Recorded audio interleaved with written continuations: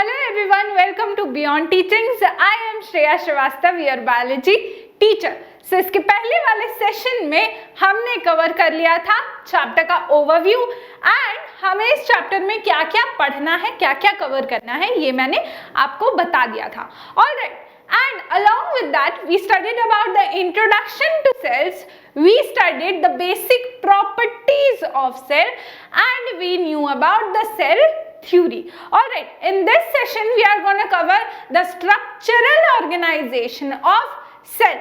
इस सेशन में हम लोग स्ट्रक्चरल ऑर्गेनाइजेशन देखने वाले हैं सेल का, कि एक जो नॉर्मल सेल होता है, कॉमन सेल की बात कर रहे हैं हम, अभी क्लासिफिकेशन में नहीं जा रहे.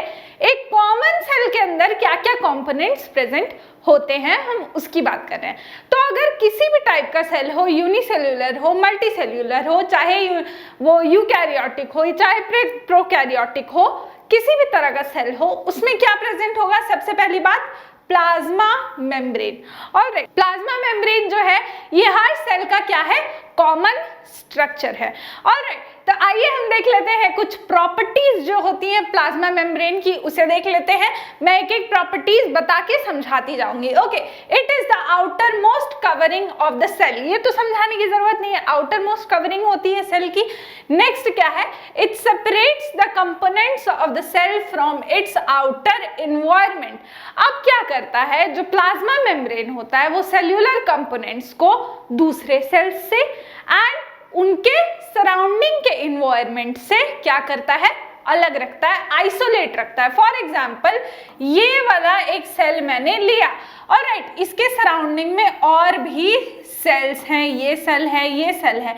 और अगर मान लेते हैं कि एक सेल सिर्फ इंडिविजुअल है, यूनिसेल है, ओके, तो ये जो प्लाज्मा मेम्ब्रेन है जो मैंने पेन से बनाया ब्लू कलर में, ये क्या कर रहा है कि दूसरे सेल से भी इसे आइसोलेट कर रहा है, इस सेल को. ऑलराइट, एंड इसके केस में अगर देखें तो बाहरी इन्वायरमेंट से भी क्या कर रहा है? आइसोलेट कर रहा है, उसे प्रोटेक्शन भी दे रहा है साथ में. समझ में आई बात? तो ये फंक्शन होता है प्लाज्मा मेम्ब्रेन का. नेक्स्ट देखते हैं क्या है. It is semi permeable in nature. What do you mean by semi permeable? Now semi permeable का मतलब है कि वो कुछ ही सब्सटेंसेस की एंट्री को क्या करता है? अलाउ करता है अपने अंदर और बाहर. अपने से मतलब अक्रॉस प्लाज्मा मेम्ब्रेन. ओके, अंदर बाहर की बात नहीं कर रही हूं, अक्रॉस प्लाज्मा मेम्ब्रेन क्या है? कुछ ही सब्सटेंसेस की एंट्री एंड एग्जिट अलाउड होती है, कुछ सिलेक्टेड सब्सटेंसेस की. ये हम आगे देखेंगे कि ये कैसे होता है. नेक्स्ट हम देखते हैं, it is flexible in nature. Plasma membrane is highly flexible in nature, तभी तो वो प्रोटेक्शन प्रोवाइड करता है. ऑलराइट, नेक्स्ट देखते हैं क्या है. It is made up of lipids and protein. अब उसका कॉम्पोजिशन की हम लोग बात कर रहे हैं, तो that is made up of lipids and protein. यानी कि वो क्या चीज से बना होता है? लिपिड्स और प्रोटीन से. लिपिड प्रोटीन जो है वो साथ में जुड़े रहते हैं. एंड अगर हम और डिटेल में बात करें इसकी, ऐसे इसकी जरूरत नहीं है लेकिन फिर भी मैं बता देती हूँ, जो प्लाज्मा मेम्ब्रेन का स्ट्रक्चर होता है वो फॉस्फोलिपिड बाइलेयर से बना होता है. फॉस्फोलिपिड यानी फॉस्फोरस और लिपिड, लिपिड तो है ही. ओके, फॉस्फोलिपिड बाइलेयर यानी कि ऐसा दो लेयर होता है, तो बाइलेयर दो है. ओके, तो एक फॉस्फोलिपिड बाइलेयर ये हो गया एंड दूसरा वाला ये हो गया. तो इस तरह का कुछ रफली मैं बता दे रही हूँ स्ट्रक्चर होता है किसका? प्लाज्मा मेम्ब्रेन का. नेक्स्ट जो है, अब ये जो बाइलेयर है इसमें से सब्सटेंसेस क्रॉस कैसे कर पाते हैं? इसमें क्या प्रेजेंट होते हैं? इस बाइलेयर के बीच बीच में कहीं कहीं प्रोटीन्स प्रेजेंट होते हैं. ऑलराइट, ये जो है प्रोटीन्स प्रेजेंट होते हैं जो कि एज अ कैरियर हेल्प करते हैं सब्सटेंसेस की एंट्री और एग्जिट को. ओके, कुछ सब्सटेंसेस की एंट्री और एग्जिट को. ऑलराइट, अब हम देखते हैं कि जो नॉर्मल सिंपल सब्सटेंसेस हैं जिनको फैसिलिटेशन की जरूरत नहीं है, प्रोटीन की फैसिलिटेशन की जरूरत नहीं है, वो कैसे क्रॉस करते हैं. अब ये जो प्लाज्मा मेम्ब्रेन है इसमें कभी कभी क्या होता है, कभी कभी नहीं, ऑलवेज इसमें क्या होते हैं? पोर्स प्रेजेंट होते हैं. इस तरीके के पोर्स जो हैं वो प्रेजेंट रहते हैं. ओके, इस तरह की पोर्स प्रेजेंट होते हैं, तो इसे हम क्या कहते हैं? पोर मेम्ब्रेन कहते हैं। तो इन पोर्स के थ्रू क्या होता है, कुछ सब्सटेंसेस की एंट्री और एग्जिट होती है प्लाज्मा मेम्ब्रेन से। ओके, समझ में आई बात? इतनी कैरेक्टरिस्टिक्स क्लियर हैं। आइए हम आगे देखते हैं। और आगे क्या है, flexibility of the plasma membrane enables it for endocytosis. अब जो फ्लेक्सिबिलिटी है प्लाज्मा मेम्ब्रेन की, वो उसे क्या करने के लिए अलाउ करती है, सब्सटेंसेस को पहले तो प्लाज्मा मेम्ब्रेन से बाहर निकलने के लिए अलाउ करती है, ऑलराइट। एंड उसको कोई भी अगर फूड पार्टिकल चाहिए बाहर के एनवायरनमेंट से, अगर उसे वैक्यूल बनाना है किसी बाहर के एनवायरनमेंट में, तो भी क्या होता है, अब प्लाज्मा मेम्ब्रेन इस तरीके का है, मान लेते हैं कि प्लाज्मा मेम्ब्रेन इस तरीके का है। अब इसे कैसा बनना है, अब इसे ऐसा बनना है, वैक्यूल क्रिएट करना है। ओके, अपने अराउंड वैक्यूल क्रिएट करना है।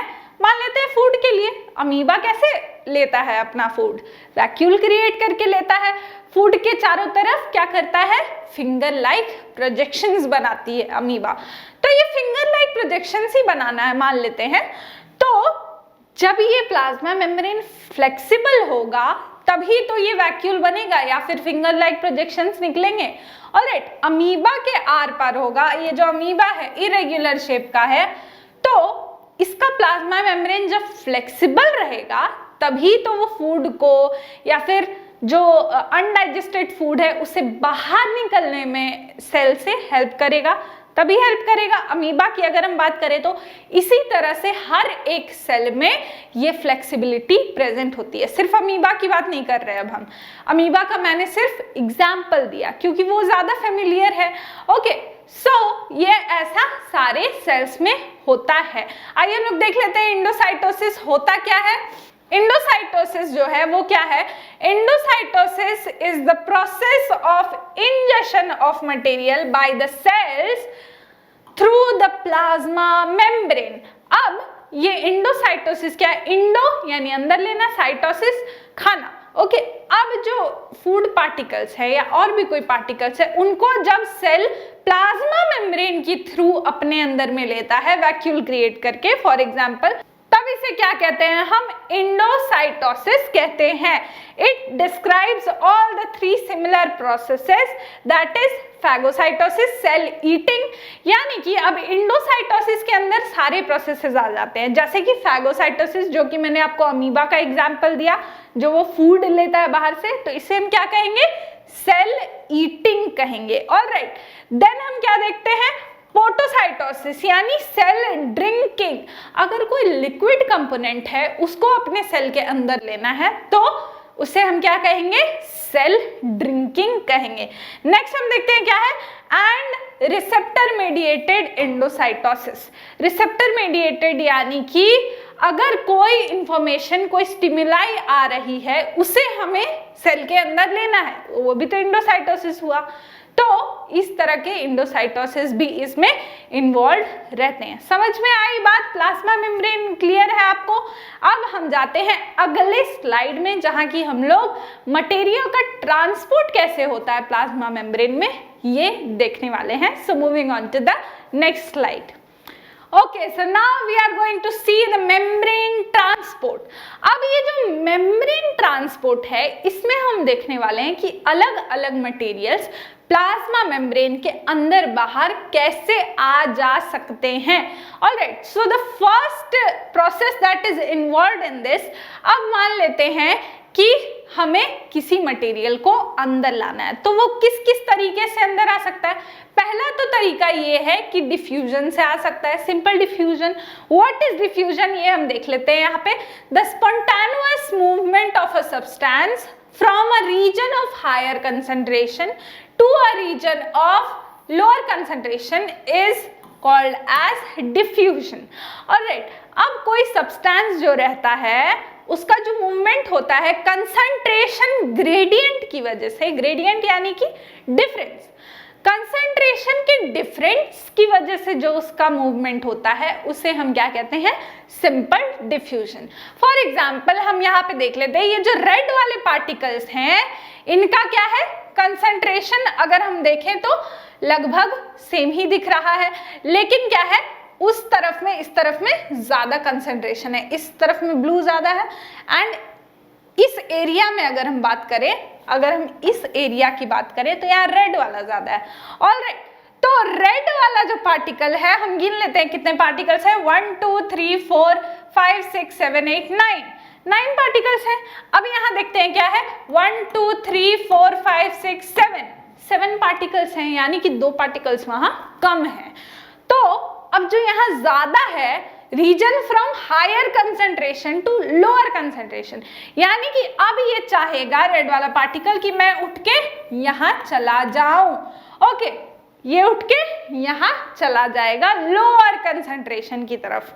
ओके, ताकि उसको थोड़ा ज्यादा आराम मिले। यहाँ तो दिक्कत हो रहा, अब हम लोग घर में सोते हैं मान लीजिए, तो घर में कैसे सट सट के सोएंगे, किसी का शादी वादी होता है तो कैसे सट सट के सब कोई एसी वाला रूम में सोता है, तो वैसे अच्छा तो नहीं लगता है ना।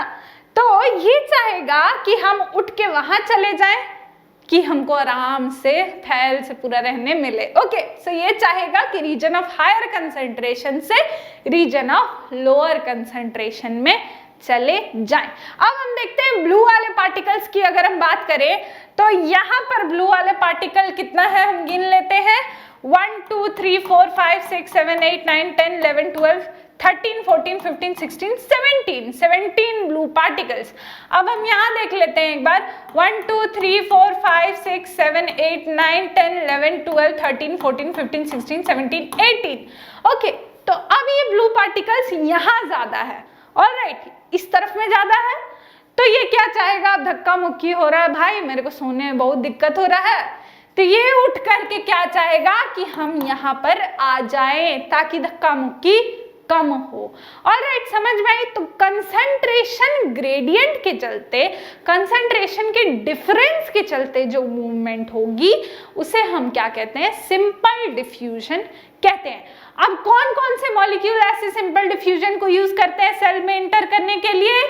सबसे पहला एग्जांपल तो O2 और CO2 यूज करते हैं, यानी कि ऑक्सीजन और कार्बन डाइऑक्साइड जो है इसको यूज करते हैं। ऑलराइट, समझ में आई बात। अब जो है कुछ ऐसे सब्सटेंस होते हैं जो डिफ्यूजन से, सिंपल डिफ्यूजन से आर पार नहीं हो सकते, तो उसके बारे में हम लोग नेक्स्ट क्लास में पढ़ने वाले हैं। ओके, तब तक हम लोग एक और डिफ्यूजन का टाइप देख लेते हैं। So the second type of transport is what, osmosis. अब ये जो ओस्मोसिस है ये सिर्फ वाटर के लिए एप्लीकेबल है। जो वाटर का डिफ्यूजन होगा, जब वाटर मॉलिक्यूल्स का डिफ्यूजन होगा किसी भी सेल के अंदर या बाहर, तो उसे हम क्या कहते हैं, ओस्मोसिस कहते हैं। सेल या किसी भी सेमी परमिएबल मेम्ब्रेन के आर पार अगर उसका ट्रांसपोर्ट होगा तो हम उसे ओस्मोसिस कहेंगे। ओके, तो हम डेफिनेशन देखते हैं। The movement of water molecules through such a selectively permeable membrane is called osmosis। osmosis क्या है, डिफ्यूजन है। ओके, डिफ्यूजन ही है एक टाइप का, लेकिन किसका डिफ्यूजन है, वाटर मॉलिक्यूल्स का डिफ्यूजन है किसी भी सेमी परमिएबल के अक्रॉस, सेमी परमिएबल मेम्ब्रेन के अक्रॉस। नेक्स्ट हम देखते हैं, osmosis is the passage of water from a region of high water concentration through a selectively permeable membrane to a region of low water concentration till equilibrium is reached। अब osmosis क्या है कि सिर्फ water molecules का movement एक higher concentration के reason से to lower concentration के रीजन तक, उसे हम क्या कहते हैं, ओस्मोसिस कहते हैं। अब इसी एग्जांपल को देख के हम समझ लेते हैं। फॉर एग्जाम्पल यहाँ क्या हुआ कि हम ले लिए ये ब्लू वाले मॉलिक्यूल्स को H2O मान लिए। ये क्या है, H2O हमने इससे मान लिया, एंड हमने रेड वाले मॉलिक्यूल को क्या मान लिया, सॉल्यूट मान लिया। ओके, सॉल्यूट मान लिया। सॉल्यूट यानी कि जो घोलते हैं, मान लीजिए हम नमक और पानी घोले तो सॉल्यूट क्या है, नमक है। ऑलराइट, तो हमने रेड वाले मॉलिक्यूल को क्या मान लिया, सॉल्यूट मान लिया। अब यहाँ सिर्फ हमें वाटर मॉलिक्यूल की बात करनी है। because osmosis is concerned only with the water molecules. तो अब मान लेते हैं कि यहाँ वाटर मॉलिक्यूल का कंसंट्रेशन क्या है, ज्यादा है, तो अब यहाँ से क्या करेगा, ये मूव करके जाएगा यहाँ पर। मान लेते हैं कि यहाँ कंसंट्रेशन ज्यादा है, तो जो मूवमेंट ऑफ वाटर मॉलिक्यूल होगी we are concerned with that only. Okay, फिर से मैं एक बार समझा देती हूँ। मान लेते हैं कि यहाँ एक सेमी परमिएबल मेम्ब्रेन है, सेमी परमिएबल मेम्ब्रेन है यहाँ पे, यहाँ पर है मेरे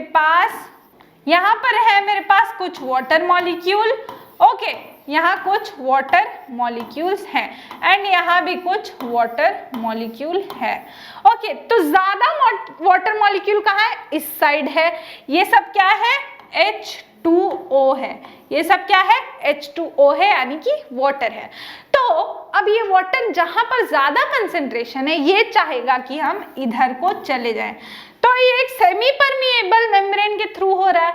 ऑलराइट, सेमी परमिएबल मेम्ब्रेन तो है ही प्रेजेंट, तो अब जो मूवमेंट यहाँ से यहाँ होगा वाटर का, रीजन ऑफ हायर कंसंट्रेशन से रीजन ऑफ लोअर कंसंट्रेशन में जब इसका मूवमेंट होगा तो हम इसे क्या कहेंगे, ओस्मोसिस कहेंगे। ऑलराइट, समझ में आई बात, क्लियर है। और ये मूवमेंट कब तक होता रहेगा, जबकि इक्विलिब्रियम ना आ जाए। इक्विलिब्रियम यानी कि अगर यहाँ 10 मॉलिक्यूल है तो वहां भी 10 मॉलिक्यूल होना चाहिए, ऐसा स्टेट जब तक ना आ जाए तब तक क्या होगा, ये डिफ्यूजन चलता रहेगा। समझ में आई बात? अगर कोई भी डाउट है तो कमेंट सेक्शन में जरूर पूछिए। Moving on to the next slide. Okay, now we are going to see what are the types of solutions and for example हम एक सेल लेते हैं। ऑलराइट, अब उस सेल को हम क्या करते हैं, किसी सॉल्यूशन में रखते हैं। अब सॉल्यूशन कैसा है ये देखते हैं। It contains the same amount of water as inside the cell. अब सेल के अंदर जो वाटर प्रेजेंट है, जितना कंसंट्रेशन है वाटर का, उतना ही कंसंट्रेशन सॉल्यूशन में भी है। मतलब सेल में अगर मान लेते हैं कि कंसंट्रेशन है 1 मॉलिक्यूल का, सेल में एक ही मॉलिक्यूल है वाटर का, तो बाहर वाले में भी, सराउंडिंग में भी एक ही मॉलिक्यूल है सॉल्यूशन में, बाकी सारे सॉल्यूट मॉलिक्यूल्स है। ओके, तो अगर ऐसे किसी सॉल्यूशन में हम सेल को रखेंगे तो क्या होगा, सेल का साइज जो होगा, ऑस्मोसिस तो होगा ही नहीं, क्योंकि क्या है, वाटर कंसंट्रेशन सेम है।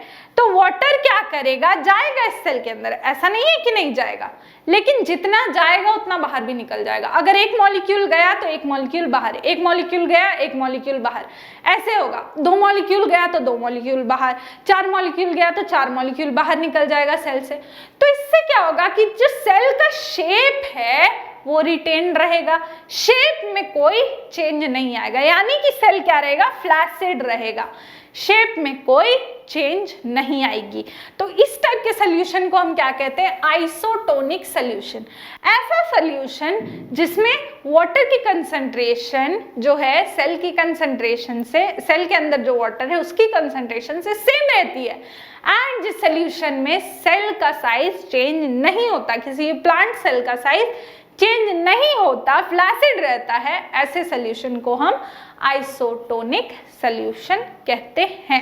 नेक्स्ट देखते हैं क्या है, हाइपोटोनिक सॉल्यूशन।